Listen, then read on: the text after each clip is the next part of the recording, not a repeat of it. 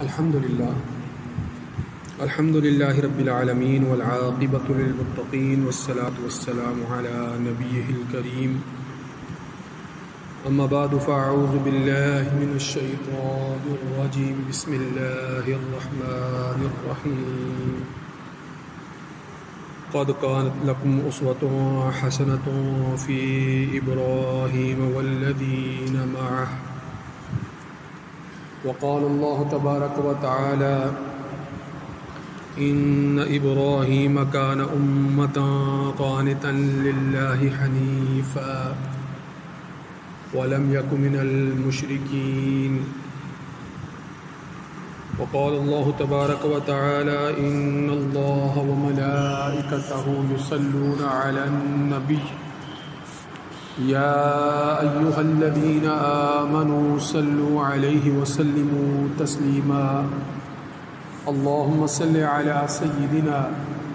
ومولانا محمد وعلى آله وأصحاب سيدنا محمد وبارك وسلم عليه۔ سامعین محترم، جیسا کہ پچھلے جمعۃ المبارک کو میں نے آپ کے سامنے حضرت ابراہیم علیہ السلام ہی کے حوالے سے جس پہلو پر روشنی ڈالی تھی، کچھ گفتگو کی تھی، وہ یہی تھا کہ جس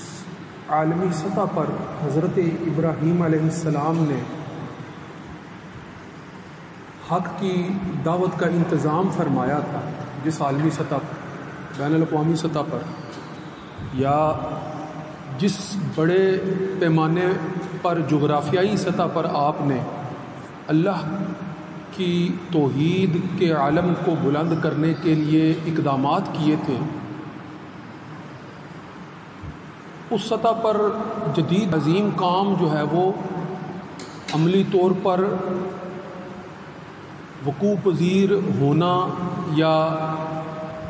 اتنے بڑے پیمانے پر کوئی اقدامات کر لینا، یہ بغیر الہی تائید و نصرت کے ممکن نہیں ہے۔ اللہ کی مدد اور اللہ کی نصرت کے بغیر ممکن نہیں ہے۔ اللہ کی خاص عنایت، اللہ کے خاص فضل، اللہ کے خاص کرم کے بغیر یہ ممکن نہیں ہے۔ اور اللہ رب العزت نے اپنے خلیل، میں نے آپ کو بتایا تھا کہ حضرت ابراہیم خلیل اللہ، اللہ کے خلیل، خلیل دوست کو عام الفاظ میں آپ کہتے ہیں دوست کو، مگر میں نے اس کا مطلب، اس کا مفہوم آپ کے سامنے رکھا تھا کہ خلیل اس کو کہتے ہیں کہ جس کے دل میں اللہ کی محبت کے علاوہ کسی اور کی محبت کا شائبہ تک باقی نہ رہے، اس کو خلیل کہتے ہیں۔ کہ جس قلب کا جائزہ لیا جائے اس کے اندر اللہ ہی کی محبت نظر آتی ہو اور کچھ جو ہے وہ اس میں موجود نہ ہو، اللہ کی محبت ہو، اللہ کے برگزیدہ بندوں سے جو ہے وہ ربط و تعلق ہو، یہ ساری چیزیں خلیل کا خاصہ ہوتی ہیں۔ خلیل صرف دوست نہیں ہوتا ہے، یہ ایک بڑا اعلیٰ مقام ہے، مرتبہ ہے جو حضرت ابراہیم علیہ السلام کو حاصل ہوا اللہ کے فضل و کرم سے، اللہ کی عنایت سے۔ اور یہی وجہ تھی کہ آپ بچپن ہی سے، چھوٹی عمر ہی سے، بلکہ اپنی ابتدا ہی سے جو ہے وہ اللہ کی توحید، اس کی وحدانیت کا غلبہ جو ہے وہ اپنے قلب میں محسوس کرتے تھے، اور اپنے قلب پر جو ہے وہ اس کے جو پہلو ہیں ان کو بڑی وسعت کے ساتھ جو ہے وہ لوگوں کے سامنے جو ہے وہ گہرا نقش تھا، اللہ کی توحید کے گہرے نقش کا اظہار شروع ہی سے کیا کرتے تھے۔ اور بچپن میں بھی بتوں کے خلاف، اپنے والدین کے خلاف، ابتدائی حالات کے مطابق جس طرح سے تاریخی روایات سے ہمیں پتہ چلتا ہے، پھر اپنی قوم کے خلاف، پھر نمرود کے خلاف، پھر مصر کے فرعون کے محل میں جو اقدامات ہوئے وہ بھی سارے کے سارے، یہ ساری باتیں۔ اور پھر ہم اس کے بعد دیکھتے ہیں کہ آپ جہاں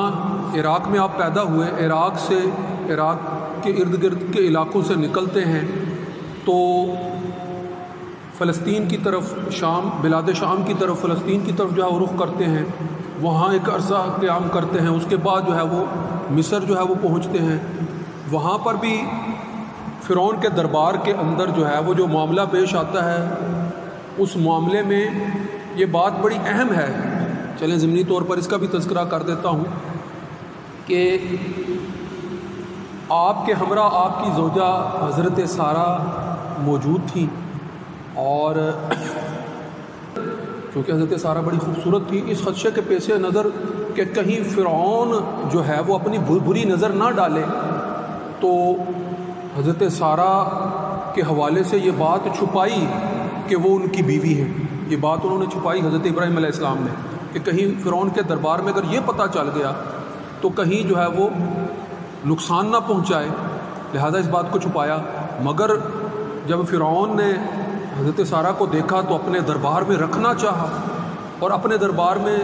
جب حضرت سارہ کو رکھا تو وہاں پر اللہ کی طرف سے جو ہے وہ ایسی آزمائشیں نازل ہوئی، ایسی مصیبتیں نازل ہوئی کہ اس کے پیش نظر اس کو ادراک ہو گیا کہ یہ عام لوگ نہیں ہیں، یہ عام لوگ نہیں ہیں، لہٰذا ان کی بزرگی کا قائل ہوا، حضرت ابراہیم علیہ السلام کی بزرگی کا قائل ہوا فرعون، اور بڑے انعام و اکرام سے نوازا، اور انعام و اکرام سے نوازا، اور ساتھ ہی اپنی بیٹی ہاجرہ کا نکاح بھی حضرت ابراہیم۔ تو اس واقعے کی بہت زیادہ تفصیلات میں جائے بغیر یہ بات ذہن میں رکھنی چاہیے کہ جب فرعون نے حضرت ابراہیم اور حضرت سارہ کو رخصت کیا تو رخصت کرنے سے پہلے اپنی بیٹی کو بھی جو ہے وہ ان کے ہمراہ کر دیا، اور قرآن اس بات کا جو ہے وہ ذکر کرتا ہے کہ یہ حضرت سارہ کی جو ہے وہ خدمت گزار رہے گی، ہیں وہ فرعون جو اس وقت کا بادشاہ وقت ہے اس کی بیٹی ہے فرعون، مگر اپنی بیٹی کو جو ہے وہ ان کے ہمراہ جو ہے وہ جانے کے لیے ان کے سپرد کرتے ہیں، لہٰذا وہ واپس پھر آتے ہیں، واپس آ کر دوبارہ فلسطین اور اس کے گرد و نواح کے علاقوں میں جو ہے وہ توحید کا علم جو ہے وہ برقرار رکھتے ہیں، بلند رکھتے ہیں۔ اس دوران جو ہے وہ حضرت ابراہیم علیہ السلام اللہ رب العزت سے دعا کرتے ہیں، دعا قبول ہوتی ہے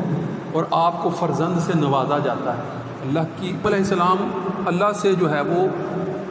اس بات پر استفسار کرتے ہیں کہ میرے بعد تو اب جو ہے وہ ان کا ایک اور جو خدمت گزار تھا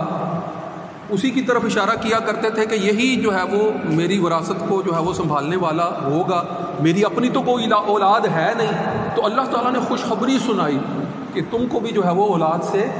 نوازا جائے گا، لہٰذا اللہ کا کرم ہوتا ہے، آپ کی دعا قبول ہوتی ہے، اور حضرت ہاجرہ سے حضرت اسماعیل علیہ السلام کی پیدائش ہوتی ہے، حضرت ہاجرہ سے حضرت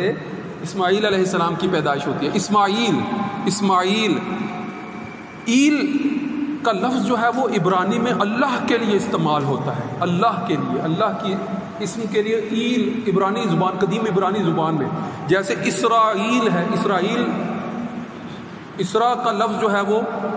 بندے کے لیے، عبد کے لیے استعمال ہوتا ہے، اور ایل اللہ کے لیے، تو اس بندہ ہوا۔ اسی طرح اسما جو ہے وہ شما سے ہے، شما عبرانی زبان میں سننے کو کہتے ہیں، سن لینے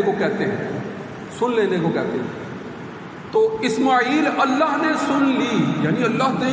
آپ کی حضرت ابراہیم علیہ السلام کی دعا کو سن لیا، قبول فرما لیا، اور اس قبولیت کا نتیجہ یہ ہوا کہ حضرت ابراہیم علیہ السلام کو جو ہے وہ بڑے ہی صالح فرزند حضرت اسماعیل علیہ السلام کی پیدائش کی جو ہے وہ خوشخبری سنا دی گئی۔ اور پھر جب آپ کی پیدائش ہوتی ہے تو آپ اب سمجھیں کہ ایک کیفیت پیدا ہوتی ہے۔ حضرت سارہ جو کہ بڑی بیوی ہیں، حضرت ابراہیم علیہ السلام کی بڑی زوجہ ہیں، اور حضرت ہاجرہ علیہ السلام جو ہیں بعد میں مصر سے جو ہے وہ ان کے ساتھ ہجرت کر کے آئی ہیں، اس نسبت سے ہاجرہ بھی کہلاتی ہیں کہ مصر سے حضرت ابراہیم کے ساتھ جو ہے وہ ہجرت کر کے جو ہے وہ فلسطین کی طرف جو ہے وہ آئی ہیں، بلاد شام کی طرف ہجرت کر کے آئی ہیں، بلاد حجاز کا بھی، وادی غیر ذی زرع جہاں پر بیت اللہ ہے ان علاقوں کا بھی جو ہے وہ سفر کرنا پڑا۔ تو وہ چونکہ چھوڑ کر آئی تھی، سب کچھ چھوڑ کر آئی تھی، اب تصور کریں نا ان کی حالت اس سے پہلے کیسی تھی کہ فرعون کی، مصر کے فرعون کی جو بادشاہ وقت ہے اس کی بیٹی ہیں،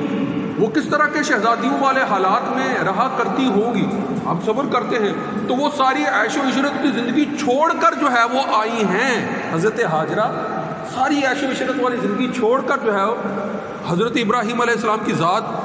کی حقیقتیں، ان کی فضیلتیں، ان کے فضائل کو جو ہے وہ پیش نظر رکھ کر جو ہے وہ ان کے سپرد کیا گیا ہے، ان کی زوجیت میں دیا گیا ہے، ان کے ساتھ آئی ہیں، اور اب بلاد شام میں جو ہے وہ ان کو بشارت سنا دی گئی ہے، اور اس بڑھاپے کے عالم میں کہ جس بڑھاپے میں کسی کو اولاد کی امید ہی نہیں ہوتی ہے۔ مثلاً آپ نے 80 سال کے قریب 85 دعوت و تبلیغ کا جو کام کیا تھا، اس دوران حضرت لوط جو کہ آپ کے بھائی کے بیٹے تھے، حضرت ابراہیم علیہ السلام کے برادر زادہ تھے، بھائی کے بیٹے تھے حضرت لوط علیہ السلام، اور حضرت سارہ، ان کے علاوہ تو آپ کے اوپر ایمان لانے والا کوئی نہیں تھا۔ انہیں لمبے عرصے میں جو ہے وہ اتنے تبلیغ اور دعوت کے باوجود آپ پر جو ہے وہ ایمان لانے والا تو کوئی نہیں تھا، اور پھر بعد میں جو ہے وہ حضرت ہاجرہ سے جب آپ کا نکاح ہوتا ہے تو ایسی ہی قسم کرسی ہی کی حالت ہے نا کہ اولاد بھی نہیں ہے۔ آگے کیا جو ہے وہ معاملات ہوں گے، قوم کے ساتھ ویسا تعلق نہیں ہے، قبیلے کے ساتھ ویسا تعلق نہیں ہے، مال و دولت اور جائیداد کی وہ حیثیت، وہ حالت اس طرح سے تو نہیں ہے، اور ایسی حالت میں جو ہے وہ ان کی بزرگی کے پہلو دیکھ کر جو ہے وہ فرعون جو ہے وہ آپ کو انعام و اکرام سے جب نوازتا ہے تو کچھ جو ہے وہ معاشی حالت بھی جو ہے وہ اب بظاہر جو ہے وہ بہتر ہوتی ہے، پھر جو ہے وہ واپس جو ہے وہ بلاد شام جو ہے وہ اولاد کی خوشخبری ملتی ہے، حضرت ابراہیم علیہ السلام کی جو ہے وہ ولادت ہوتی ہے، اور کچھ جو ہے وہ حالات جو ہے وہ خوشحالی کا اظہار کرتے ہوئے نظر آتے ہیں۔ اب یہ تھوڑی سی خوشحالی ابھی میسر آئی ہے تو ایک نئی آزمائش کا جو ہے وہ یہ پیش خیمہ بھی ثابت ہو رہی ہے۔ آزمائش کیا ہے وہ ذرا دیکھیں، آزمائش کیا ہے، نئی آزمائش کہ حضرت سارہ مثلاً اب ہیں تو اللہ کی بندی، اور جو بشری تقاضے ہیں وہ بھی ان کی شخصیت میں موجود ہیں، ضعف ہے، عمر بڑی ہے، اولاد نہیں ہے، کیسی حالت ہوگی، کیسی حالت ہوگی، اور ایسی حالت میں جو ان کی جو خدمت کے لیے سپرد کی گئی تھی ان کے ہاں اب بیٹے کی جو ہے وہ ولادت ہو جاتی ہے، اب کیسی حالت ہوگی حضرت سارہ کی؟ ذرا غور کرنا چاہیے نا کہ ہاجرہ کے ہاں، حضرت ہاجرہ علیہ السلام کے ہاں جہاں جب ان جو ہے وہ عادت ہو رہی ہے تو اب حضرت سارہ علیہ السلام کی کیفیت کیا ہے، ان کی حالت کیا ہے؟ بشری تقاضے تو موجود ہیں نا، دل میں رشک تو پیدا ہوا نا کہ میری بھی اولاد ہوتی، میری بھی اولاد ہو، رشک پیدا ہوا، لہٰذا اب اس حالت میں جو ان کی دلی کیفیت ہے، جب وہ اپنے سامنے جو ہے وہ اپنی ہی شوہر کی دوسری بیوی کے ساتھ ایک بچے کو بھی دیکھ رہی ہیں تو دل جو ہے وہ بار بار مضطرب ہوتا ہے، اور جو ہے وہ کیفیت جو ہے وہ عجیب ہے، کیفیت عجیب ہے۔ لہٰذا اس کیفیت میں حضرت ابراہیم سے جو ہے وہ تقاضا کر بیٹھتی ہیں کہ ان کو علیحدہ کہیں لے جایا جائے، اپنے سامنے جو ہے وہ مجھ سے جو ہے وہ زیادہ دیر جو ہے وہ اس کیفیت کو، اپنے اوپر جو طاری ہونے والی کیفیت ہے اس کو برداشت کرنا میرے لیے جو ہے مشکل ہو رہا ہوتا ہے، لہٰذا ان کو کہیں اور لے جائیں، کہیں اور بسا دیں۔ اب یہ وہ کیفیت ہے کہ جب آپ صلی اللہ علیہ وآلہ وسلم کو اللہ کی طرف سے بھی جو ہے وہ یہی ہدایت جو ہے وہ آتی ہے کہ آپ مطابق جو ہے وہ عمل کریں، لہٰذا پھر آپ صلی اللہ علیہ وآلہ وسلم حضرت ہاجرہ اور بالکل جو ہے وہ شیرخوار بچہ جو بھی گود میں ہے اس کو لے کر جو ہے حجاز مقدس کی طرف، جہاں آج بیت اللہ شریف ہے، اس وقت وہ وادی غیر ذی زرع، قرآن کے جو الفاظ ہیں کہ جہاں پر نہ کوئی کھیتی باڑی ہوتی ہے، نہ کوئی کاشت ہوتی ہے، ریتلے جو ہے وہ صحرا ہیں، پتھریلی چٹانیں ہیں، کھنڈرات ہیں، اس کے علاوہ دور دور تک جو ہے وہ کہیں پانی کا نام و نشان تک نہیں ہے، کچھ بھی جو ہے وہ زندگی گزارنے کے لیے ایسے حالات میں جس میں زندگی گزاری جا سکے، ایسے حالات کا کہیں ارد گرد دور دور تک شائبہ تک نہیں ہے، ان علاقوں کی طرف جو ہے وہ ہجرت کرنے کا جو ہے وہ حکم دے دیا جاتا ہے، اور آپ اپنی زوجہ اور اپنے شیرخوار بچے کو لے کر جو ہے وہ اللہ کے حکم سے چل پڑتے ہیں، اللہ کے حکم سے لے کر چل پڑتے ہیں، اور پھر جو ہے وہ دور دراز لقدق صحراؤں کا سفر طے۔ اب وہاں پر پہنچنے کے بعد آپ جانتے ہیں کہ پھر اللہ کی شانیں اور اللہ کے معجزے اور عشق کی جو داستانیں اور اللہ کی طرف سے جو ہے وہ رہتی دنیا تک کے لیے جو مناظر جو ہے وہ اس وقت کی آنکھوں نے جو ہے وہ اپنی آنکھوں میں سموئے ہوں گے، اور رہتی دنیا تک کے لیے وہ مناظر جو ہے وہ عملی شکل میں، عبادت کی شکل میں زندہ کر دیے۔ وہ سارے تفصیلی واقعات ہیں جن کا آئندہ میں ذکر کرتا رہوں گا، مگر یہاں پر جو بات میں نے پچھلے جمعۃ المبارک کو کی تھی، اس پس منظر میں اب اس بات کو یہاں پر جو ہے وہ سمجھ لیں۔ میں نے 2 آیتیں آپ کے سامنے جو ہے وہ تلاوت کی شروع میں، ذرا ان کا ترجمہ سن لیں اور اس سارے پس منظر کو ذہن میں رکھیں، اور حضرت ابراہیم علیہ السلام نے کس طرح عالمی سطح پر جو ہے وہ اللہ کی توحید کو پھیلانے کا انتظام فرما دیا تھا، اس انتظام کو جو ہے وہ سمجھنے کی کوشش کریں تو آپ کو اندازہ ہوگا کہ توحید کا عالم جو ہے وہ انبیاء نے جو ہے وہ کس طرح سے پوری دنیا پر جو ہے وہ ابراہیم کان امتن قانتا للہ حنیفا۔ پچھلے جمعہ کو بھی میں نے یہ آیت آپ کے سامنے رکھی تھی کہ بے شک ابراہیم علیہ السلام کی ذات جو تنہا ذات ہے، کان امتن، ایسے ہی ہے جیسے ایک امت، تنہا ذات جو ہے وہ ایک امت کے قائم مقام ہے، قانتا للہ، جو اللہ کی اتباع میں، اللہ کی فرما برداری میں ہیں، اللہ کی فرما برداری کے اندر ہی سارے اقدامات کرنے والے ہیں، اللہ کی فرما برداری پر مطمئن ہے، قانتا للہ حنیفا، اور یکسوئی کے ساتھ توحید کے پھیلانے میں جو ہے وہ عمل پیرا، یکسوئی کے ساتھ۔ اور دوسری آیت، قد کانت لکم اسوۃ حسنۃ فی ابراہیم والذین معہ، قد کانت، تحقیق تمہارے لیے حضرت ابراہیم علیہ السلام کی ذات میں اسوہ حسنہ موجود ہے، اور ان کی ذات میں جو ان کے ساتھ ہیں، والذین معہ، جو ان کے ساتھ ہے۔ اب ذرا غور کریں کہ قرآن مجید جو ہے وہ صرف ابراہیم علیہ السلام کا ذکر یہاں پر نہیں فرما رہا ہے، بلکہ ساتھ آپ کے جو ساتھی، تو آپ کے ساتھ کون ہیں؟ آپ کی ازواج ہیں، حضرت لوط علیہ السلام جو ہے وہ آپ کے ساتھ رہے، اور پھر جو ہے وہ آپ کا بیٹا فرزند جس کو جو ہے وہ حجاز مقدس کی سرزمینوں پر جو ہے وہ چھوڑ کر جا رہے ہیں، اور حضرت سارہ، ان کو بھی پھر اللہ تعالیٰ نوازتے ہیں، اور حضرت اسحاق علیہ السلام کی پیدائش جو ہے وہ ان کے ہاں ہوتی ہے، ان کو بھی نواز دیا جاتا ہے۔ اس کی بھی الگ سے جو ہے وہ تفصیل ہے۔ اب ذرا غور کریں کہ تمہارے لیے حضرت ابراہیم علیہ السلام اور جو ان کے ساتھ ہیں، ان کی ذات میں بہترین اسوہ حسنہ، یعنی تمہارے لیے بہترین نمونہ موجود ہے۔ رسول اللہ صلی اللہ علیہ وآلہ وسلم کے متعلق بھی قرآن مجید یہی فرما رہا ہے نا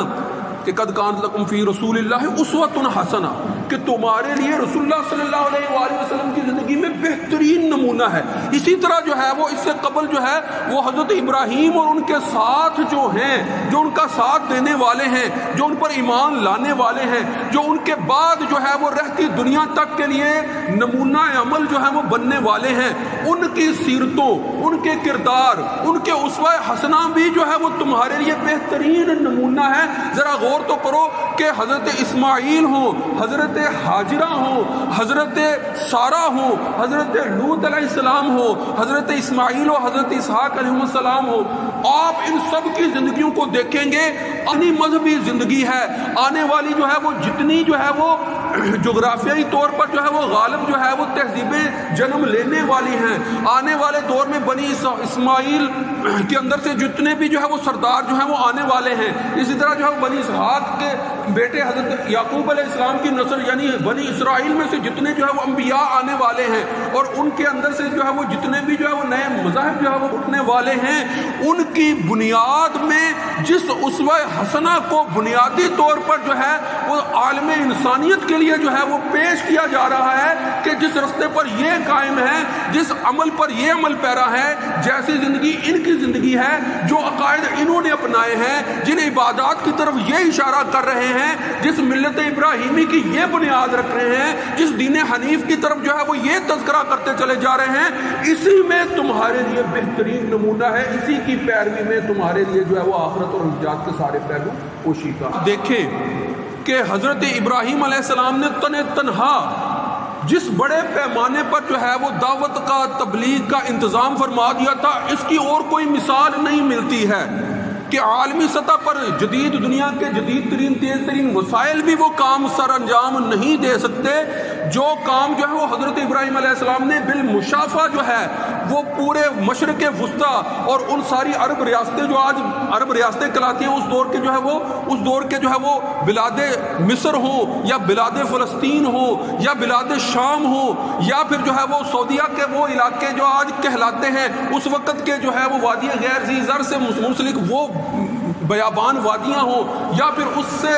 جو ہے وہ پرے جہاں جو ہے وہ عراق کے علاقوں میں حضرت ابراہیم کی پیدائش ہوئی جہاں سے ابتدائی طور پر ہی انہوں نے جو ہے وہ دعوت و تبلیغ کا انجام جو ہے وہ اپنے بچپن ہی سے جو ہے وہ شروع کر دیا تھا. ان سارے علاقوں کے اندر اگر جو ہے وہ توحید کی شمع روشن کی ہے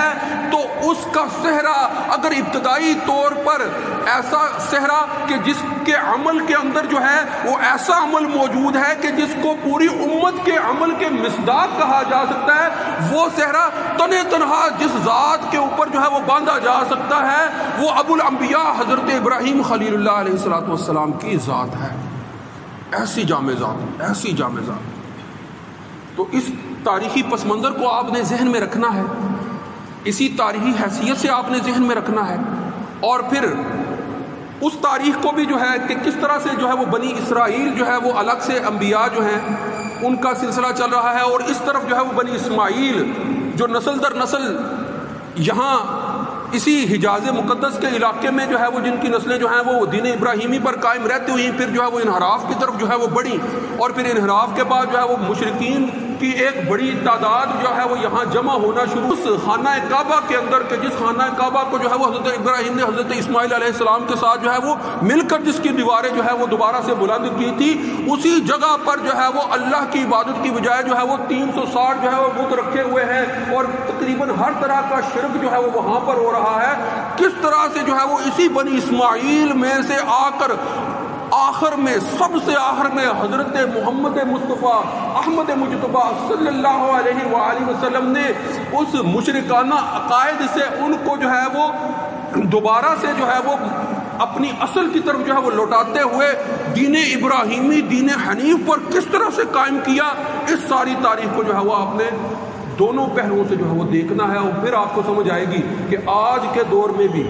جدید دور میں بھی آسس ان کی بعثت کے بعد جو ہے وہ کس طرح سے دین اسلام ہی اللہ کا پسندیدہ دین ہے اور اس کے بغیر جو ہے وہ نجات ممکن نہیں ہے. اس نقطے کی پھر آپ کو سمجھ آئے گی. تو آج میں یہیں پر جو ہے وہ کرتا ہوں. آئندہ جو ہے وہ گفتگو کا جو پہلو کہ جس کی طرف میں بڑھا ہوں کہ حضرت ابراہیم علیہ السلام, حضرت ہاجرہ اور حضرت اسماعیل علیہ السلام کے ساتھ جو ہے وہ کس طرح سے یہاں پہنچے ہیں, اور پھر آگے کیا واقعات سامنے آئے, اور ان واقعات کے تناظر میں جو ہے ہمارے لیے کون کون سے اسباب پوشیدہ ہے, ان پر آئندہ انشاءاللہ گفتگو کی. وآخر دعوانا الحمدللہ رب العالمین. سنتیں ادا فرمائیں.